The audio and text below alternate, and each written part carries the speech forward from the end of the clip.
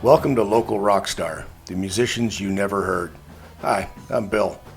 By now you've heard all the stories, watched the movies, read all the biographies of your favorite and not so favorite musicians. Good news, that isn't why I'm here. I'm here to help tell the story of the musicians you've never heard, the local rock stars that dominated the bar scenes in past to present. I'm saying rock star, but I want to get the stories from rock, country, rap, whatever you were playing and wherever you were playing it. I think for every kid in Canada that picked up a hockey stick or a ball glove, there's a kid with a guitar or a keyboard or a set of drumsticks. These are the musicians and bands that were never going to get rich and famous, never sign a recording contract, but who are okay with that. Not everyone who picked up a mic did so to try to be famous. Instead, just wanted to spend some time with friends and family and jam out some fantastic music and maybe play the odd party.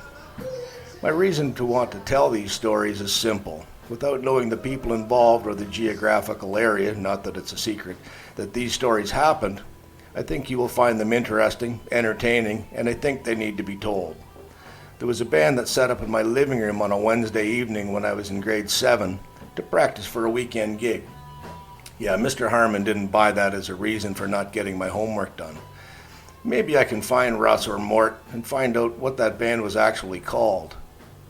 When I was in high school, I worked at a stereo shop. I was unknowingly using a copy of Sue's demo tape to sell stereos.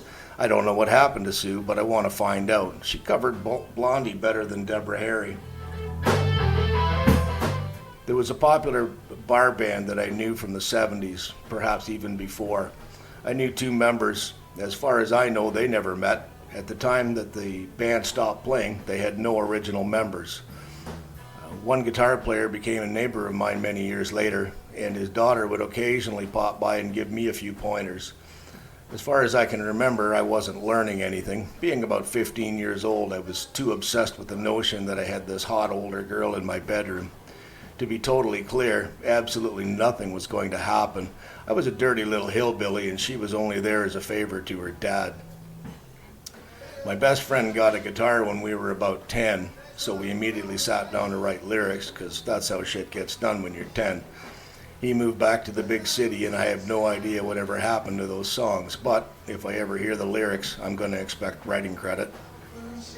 I want to find out about the best and the worst situations, why they started, why they stopped, if they did stop.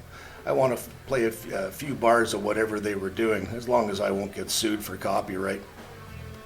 Since the 70s, the venues and many musicians had available to play are dwindling. Small-town Ontario musicians are still going to the big city to play. Open mic at the Legion's an option. Basements and garages still hold a ton of talent. Band members get together to jam. One member could easily be part of several bands at any given time. I know a drummer who is presently keeping beats for at least 3 bands. This other guy who got a call out of the blue from some tropical paradise, someone there got a copy of his CD, it managed to get radio play. Now random millionaire wants to fly him and the band to play his daughter's wedding. There's the banker's wife standing in the middle of the dance floor shouting at the band at the end of the song, quote, "You play drums like a black man." Without context, is it racist? Is it a compliment? What do you do with that? The drunk girl at the open mic that insists the band learn a particular Fleetwood Mac song on the fly, just to admit she doesn't actually know the lyrics. I have to assume that for every musician or story that I know a little bit about, there are several that I've heard nothing about, and it's very likely I only ever know a portion of the actual story until we hear it from all of those who lived it.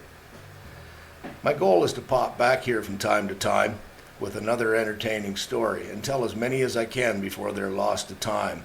I would be ecstatic if you could leave some feedback and or a suggestion for a musician or a band that I could cover. From behind the bar at the Elm Haven, I'm just going to pour a whiskey, call it a night. Thanks for listening.